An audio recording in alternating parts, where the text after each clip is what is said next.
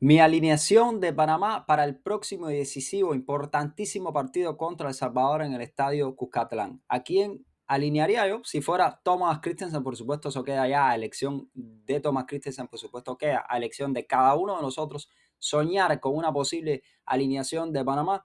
Pero yo le voy a exponer cuáles serían mis 11 jugadores para enfrentar a El Salvador, en el que va a ser un extraordinario partido, un estadio, vamos a decirle, maldito para Panamá, porque nunca ha podido ganar en el estadio Cuscatlán. Además, se dice que va a estar lloviendo, otra historia nefasta, antecedentes nefastos para Panamá y Cuscatlán, pero vamos a estar entrando en el equipo de Panamá y quiénes podrían ser los 11 jugadores para alinear por parte del DT Tomás Christensen. Recordemos que Panamá llega a esta fecha eliminatoria en tercer lugar del grupo, obligado prácticamente a ganar sus partidos o al menos ganar uno, empatar el otro, y también llega con bajas importantísimas para lo que va a ser un partido decisivo. Una baja importantísima como la de Carlos Harvey y una baja importantísima por acumulación de tarjetas que no va a estar disponible como Aníbal Godoy, capitán de la selección, jugador experimentado, un jugador con muchísimo para aportar y además de eso, aunque no fuera titular, estamos hablando de un jugador importante en la selección porque puede aportar incluso de cambio. Entonces tenemos dos bajas importantísimas en el centro del campo para Panamá, que eso sí va a tener la mayor parte de sus otros jugadores disponibles, no como por ejemplo para la pasada Copa Oro que llegó sin Fajardo, que llegó sin Waterman, pues ahora sí tiene casi todos sus atacantes disponibles para estar jugando en el partido, solamente esas bajas en el centro del campo, que son muy importantes porque condicionan de alguna manera lo que va a hacer Thomas Christensen. Recordemos que yo les había expuesto por acá que para mí las tres posiciones fundamentales que Panamá tiene decisiones importantes que tomar para este partido son precisamente el centro del campo, son el lateral derecho y es la delantera. ¿Quién va a ser el delantero centro y responsable de los goles de Panamá? Panamá tiene un solo gol en estas eliminatorias, lo anotó Carlos Harvey, que no va a estar. Ha producido bastante, ha tenido muchísimas oportunidades de gol, ha tenido cantidad enorme de disparos a puertas, pero no ha podido anotar prácticamente y necesita anotar. Entonces, con esas tres posiciones en mente, con las dos bajas importantes que le dije que va a tener sobre la mesa Panamá, ¿cómo podría quedar la alineación del equipo? Panamá debería estar jugando normalmente con un 4-2-3-1, como ha sido habitual en los últimos tiempos. No creo que regrese Thomas Christensen a la defensa de 5, ni mucho menos, ni a los carrileros, sino que podría estar jugando con un 4-2-3-1, portero, 4 defensas, 2 jugadores jugando a la misma altura en el medio del campo, una línea de 3 por delante, con un jugador centrocampista más adelantado, media punta, detrás de los delanteros, 2 jugadores por las bandas extremos y un delantero en punta. Esa podría ser la alineación de Panamá para el próximo partido. ¿Qué tiene a su disposición? Muchísimo, pero vamos a comenzar a hablar ya de la alineación. Y vamos a hablar también rápidamente, antes de entrar a la alineación, mencionar que El Salvador tiene algunas bajas importantísimas que van a condicionar muchísimo, diría yo, su juego, el juego de Bolillo Gómez, que conoce muy bien a Panamá, que ha dirigido al menos a 8 de estos jugadores que están ahora mismo con Panamá, pues el Bolillo los dirigió en algún momento en su paso por la selección. Mira, El Salvador tiene lesionados a defensas como Henry Romero, con lesión en la rodilla derecha, tiene al lateral Diego Flores y al central Jorge Cruz. Estamos hablando de 3 jugadores que salieron como titulares en el partido ante Surinam, que perdieron 2-1. En aquel momento el Bolillo usó unos 5 defensas, 5-3-2. Estamos hablando entonces de que va a tener numerosas bajas importantes en El Salvador. Por lo tanto, no pueden ser excusas para Panamá las bajas que tiene en este caso de Godoy por tarjetas y en el caso de Harvey por el tema de la lesión que lo mantiene fuera. Entonces, con este escenario, vamos a definir la alineación de Panamá. Portero debería ser Orlando El Cuti Mosquera, creo, como ha sido habitual en los últimos tiempos. No ha sido responsable para nada de lo que puede haber permitido Panamá, que fue un gol. No ha sido responsable para nada. Ha tenido buenas actuaciones Orlando El Cuti Mosquera. Tuvo una buena actuación también en la Copa Oro. O sea, la portería creo que no va a tener mucho movimiento, porque realmente no ha sido responsable de las derrotas o de los traspiés de Panamá en los últimos partidos, Orlando El Cuti Mosquera, así que debería quedar completamente fijo. Lateral derecho, Amir Murillo, no ha jugado todo lo que se esperaba, quizás como la temporada pasada en este comienzo de temporada, Ha sido suplente en partidos importantes como contra el PSG, suplente como contra el Real Madrid, suplente recientemente el otro partido de Champions. O sea, Murillo no ha tenido el juego que ha tenido en años anteriores. Blackman sí viene teniendo más juegos, pero creo que Thomas Christensen va a mantener a Murillo en la alineación como lateral derecho. Lateral izquierdo, Jorge Gutiérrez me imagino que sea la elección de Thomas Christensen para ser el lateral izquierdo, aunque también está Eric Davis, que puede ser otra posible opción. Para el equipo podría ser Eric Davis, también veremos, pero me inclino por pensar que Jorge Gutiérrez quede en el lateral izquierdo. Centro de la defensa, Andrés Andrade, fijo en las últimas convocatorias, recuperado por completo y uno de los grandes defensores de Panamá en estos momentos. Se le vio en las pasadas eliminatorias, fechas eliminatorias, jugó muy bien, tuvo buena salida del balón, llegando a tiempo a corregir y a cortar. Andrade debería ser defensor en esa línea central. Y a su lado es donde vienen algunas de las también disquisiciones que hay alrededor de la selección de Panamá.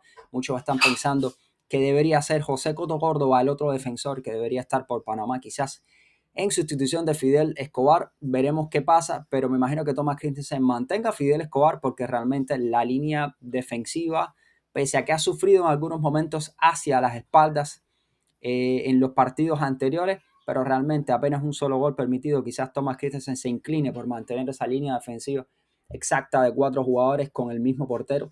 Pero ahora sí vamos a estar entrando a donde yo digo que están las posiciones más fundamentales, que son de la delantera en adelante o del mediocampo en adelante, quienes podrían estar alineando por Panamá aquí.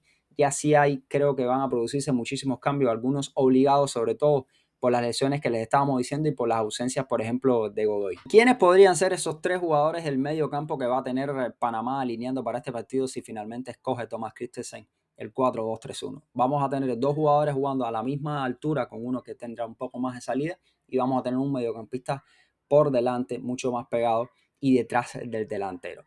Con la ausencia de Godoy y con la ausencia de Carlos Harvey, Panamá pierde a 2 de sus jugadores que pudieran ser ese 5 ancla de Panamá por delante de la defensa y con funciones mucho más defensivas. Esto nos deja entonces con muy pocas elecciones sobre la mesa para Panamá para estar escogiendo para esa posición, porque realmente no hay mucho con esos 2 jugadores fuera del equipo. Estamos hablando entonces de que Panamá podría tener para ese puesto de número 5 a la nueva incorporación de la selección, a Murillo. Podría ser quizás ese jugador que está en esa posición de 5, como les estábamos diciendo.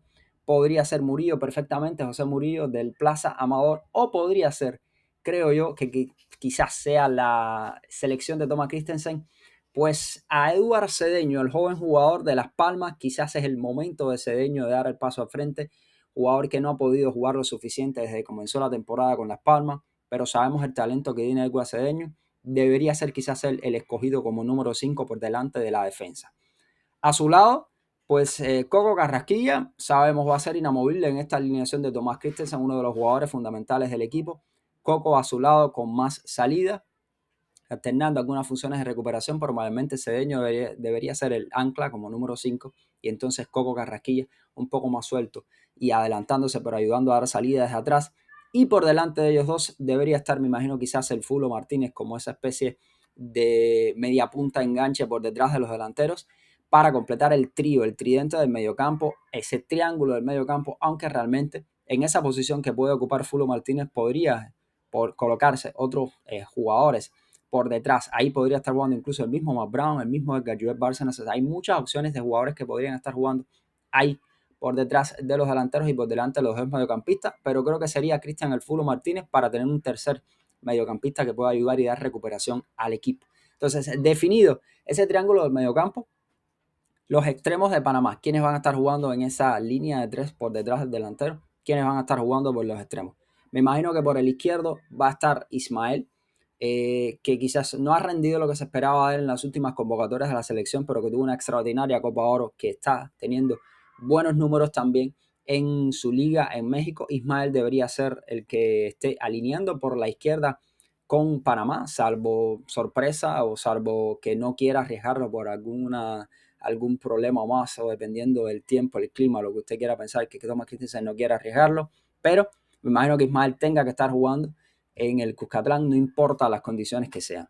Lateral o extremo derecho, otra de las posiciones, como dijimos aquí, que Panamá tiene más dudas, digamos, o piezas y nombres para estar definiendo quién va a ser el extremo derecho de Panamá. Hay muchísimas opciones, como por ejemplo el mismo Omar Brown, Edgar Joel Bárcenas, el Pumita Rodríguez y Azarias Londoño, jugadores que podrían jugar por ese extremo derecho.